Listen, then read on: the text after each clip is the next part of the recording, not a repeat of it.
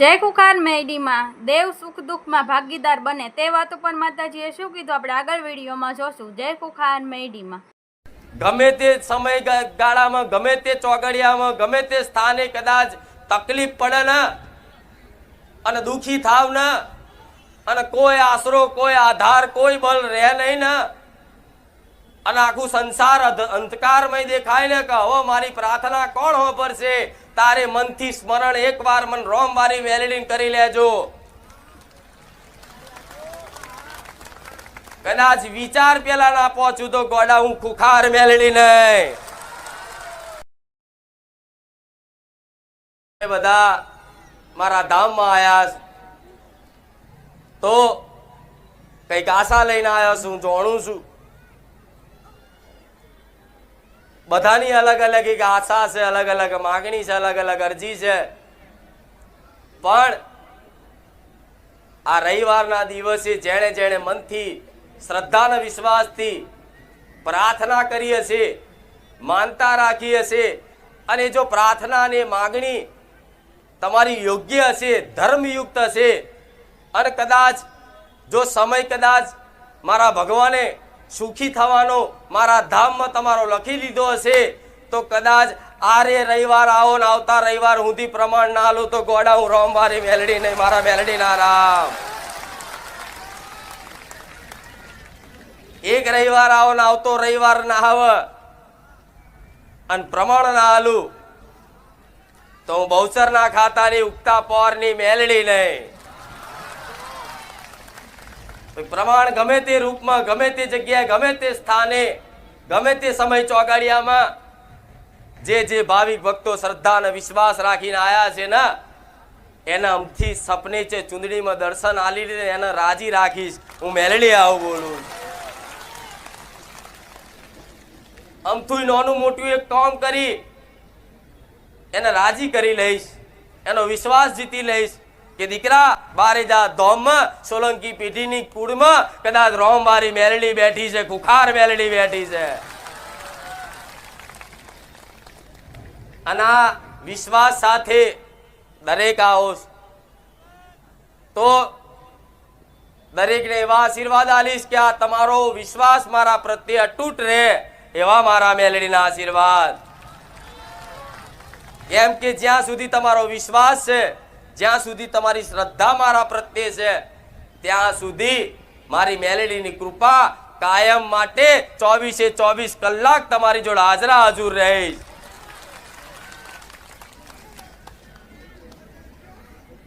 ગમે તે સમયગાળામાં ગમે તે ચોગડિયામાં ગમે તે સ્થાને કદાચ તકલીફ પડે ને અને દુખી થાવ ને અને કોઈ આશરો કોઈ આધાર કોઈ બળ રહે નહીં ને અને આખું સંસાર અંધકારમય દેખાય ને કે હવે મારી પ્રાર્થના કોણ હોભરશે તારે મનથી સ્મરણ એકવાર મન રોમ વારી વેલીડીન કરી લેજો।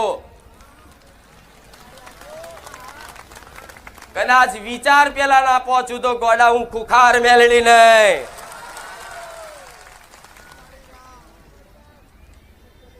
પણ એક બે પ્રમાણ આલી અને તમારા વિશ્વાસ જીતવાનું તો કામ કાયમ માટે કરું છું। નાના મોટા કદાચ પ્રમાણ દરેકને મળ્યા હશે। આ જેટલે આજ લાખોનો મેરો થાય જે 6 મહિના ટક્યો છે ને એનો મારો પૂરેપૂરો અનુભવ થઈ ગયો છે। આજ ભલે આના ઘેર કદાચ દુખાઈ હશે ને પણ હસતો રાખવું એ મેલડી માતા છું। કહેવાય છે કે દેવ તો સુખમય ભાગીદાર બને ને દુઃખમય ભાગીદાર બને। તો આ શબ્દ કેમ કહેવામાં આવે છે કે અમુક દુઃખ તમારા વિધિના વિધાનમાં લેખમાં લખાયેલા હોય, તમારા કર્મો અનુસાર તમારા ભોગવવાના હોય તો એવા દુઃખના સમયગાળામાં મારા જેવી માતા તમારો હંગાત રાખે, તમને દુઃખી ના થવા દે।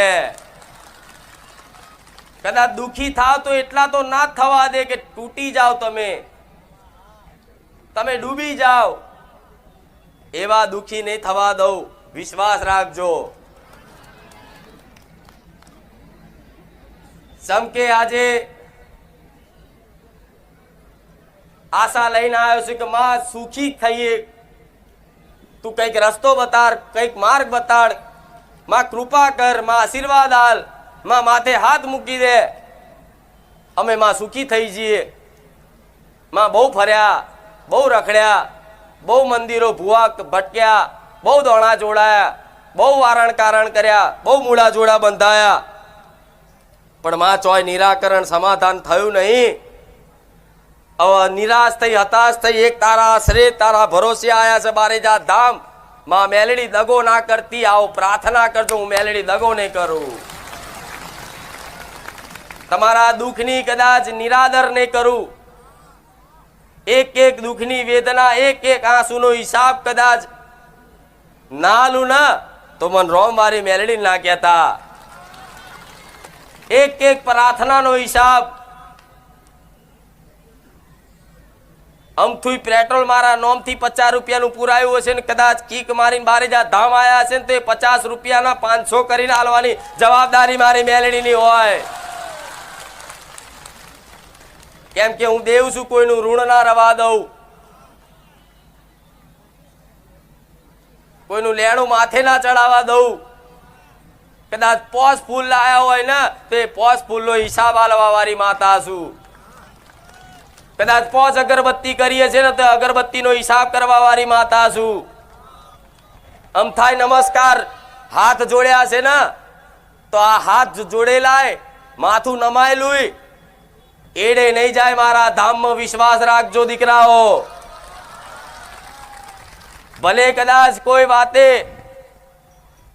તકલીફ પડતી, તમને એક સમય એવું લાગતું કે માતાજી મારું સાંભળે છે કે નહીં, એવો કદાચ અહેસાસ થાય, મનમાં શંકા થાય કે મારી પ્રાર્થના માતાજી સુધી પહોંચે છે કે નહીં, તો હું મેલડી માતા એવું કહું છું, તમે જે વિચારવાના હોય ને એના પહેલાની ગતિ મારી મેલડીની હોય.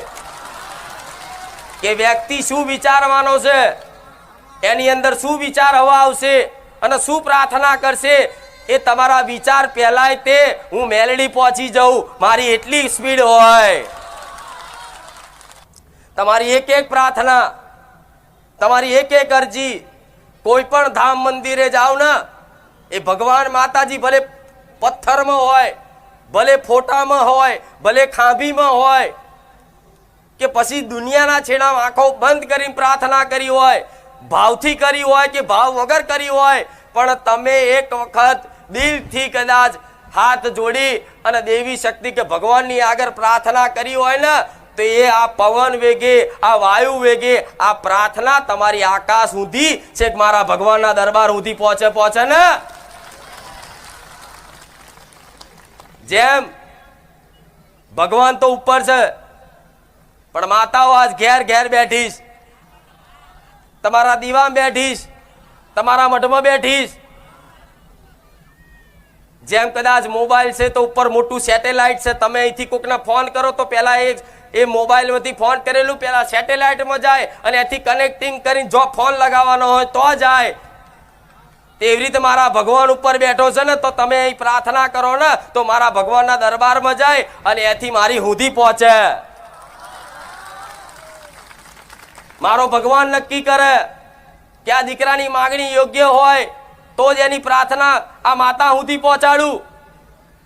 જો દીકરાની માંગણી ખોટી હોય, કોઈ અધર્મની માંગણી હોય, કોઈ ચોરીની માંગણી હોય, કોકનું અહિત થવાની માંગણી હોય, તો મારો ભગવાન મને માતાને રોકે કે આ દીકરાનું કામ ના કરતી.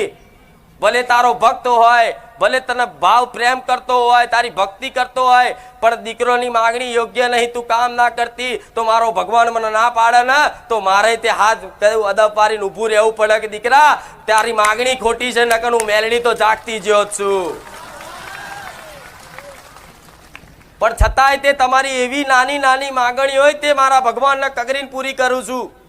કે ભગવાન એક વખત ખાલી આનું ભલે અમથી લોન કરાવવાનું કહે છે, ભલે એની લોન પાસ કરી આલવા દો, એના વિઝા મેળવી આલવા દો, એની આ તકલીફ દૂર કરી આલવા દો, એના કેન્સરનો રિપોર્ટ નોર્મલ કરી આલવા દો. ભગવાન ભલે એના કર્મનું દુઃખ હોય, પણ એક વખત કદાચ મને કોમ કરવા દો. જો કદાચ એ દીકરા દીકરીને મારી પર ભરોસો આવશે ને અને મારા સાનિધ્યમાં મારા ધામમાં આવતો જતો રહેશે ને અને મારા પ્રવચન રૂપી શબ્દો સાંભળતો થશે ને, તો સતના માર્ગે લાવવાની જવાબદારી મારી મેલડીની, એને સુધારવાની જવાબદારી મારી મેલડીની. મારા ભગવાનને કહું કે એને સુધારવાની જવાબદારી મારી. ભલે દીકરો માંસ મટન ખાતો હોય, આડાવરા વ્યસન કરતો હોય, આડાવરા ખોટી ચોરીઓ કરતો હોય, બેમાનીનો ધંધો કરતો હોય, પણ ભગવાન ભલે ગમે તેવો ખોટો પાપી દુષ્ટ રહ્યો, પણ મને મેલડીને કામ કરવા દો. એનો ભરોસો એક વખત જીતવા દો. એક વખત એનો ભરોસો જીતી લઈશ ને તો મારા ધામમાં આવતો જતો રહેશે ને, તો સુધારવાની જવાબદારી હું મેલડી લઉં તમારી. તો ભગવાન મારા માટે તમારા જે લેખના દરવાજા હોય, નસીબના દરવાજા હોય, બધા ખોલી નાખે કે લે તારા દીકરાના, તારા ભક્તના જેવા લેખ લખવા હોય અને જેવા લેખ ભૂસવા હોય, લે